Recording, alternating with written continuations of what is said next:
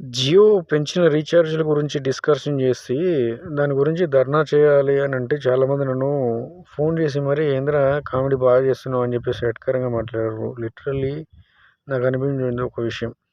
Jio subscribers 474.62 millions ఉన్నారు. అంటే ఒక రీఛార్జ్ చేసినా 100-150 పెంచారు కదా రీఛార్జ్. ఒక్క రీఛార్జ్ చేసిన ఒక సబ్స్క్రైబరు 474.62 మిలియన్ సబ్స్క్రైబర్స్ ఒక్క రీఛార్జ్ పైన వచ్చే అమౌంట్ ఎంత మీరు క్యాలిక్యులేట్ చేయండి. నాకైతే అది పలకనీకి కూడా వస్తలేదు కనీసం.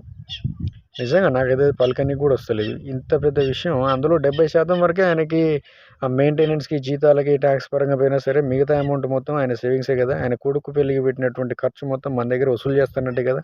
అంటే వసూలు చేయంగా 2, 3 నెలల్లో అది మొత్తం రికవర్ అయిపోతది. తర్వాత మొత్తం ప్రపంచంలో ఉన్నటువంటి ధనికులలో నంబర్ 1 పొజిషన్‌కి ఆయనకెళ్ళాలని ఏమైనా కోరిక ఉండొచ్చు. ఇంత పెద్ద దారుణం కూడా గవర్నమెంటు ఎన్నడూ కూడా అంటే దాని గురించి ఎటువంటి డిస్కషన్ గవర్నమెంటే చేయలేదు. అంటే ఆయన పెట్టుబడి పెట్టిండు ఓకే. గవర్నమెంట్ ఫార్మ్ కావడానికి నరేంద్ర మోదీకో, ఇంకెవరికో సరే పెట్టుబడి పెట్టిండొచ్చు. ఎంత పెట్టుబడి పెడితే మాత్రం ఇంత పెద్ద భారం తీసుకొచ్చి సామాన్యుల మీద ఏస్తే చిన్నపాటి డిస్కషన్ కూడా చేయకుండా అంటే దీని గురించి ఆలోచించేటువంటి పరిస్థితి కూడా గవర్నమెంట్‌కి లేదంటే ఎంత దారుణమో ఆలోచించండి మీరే.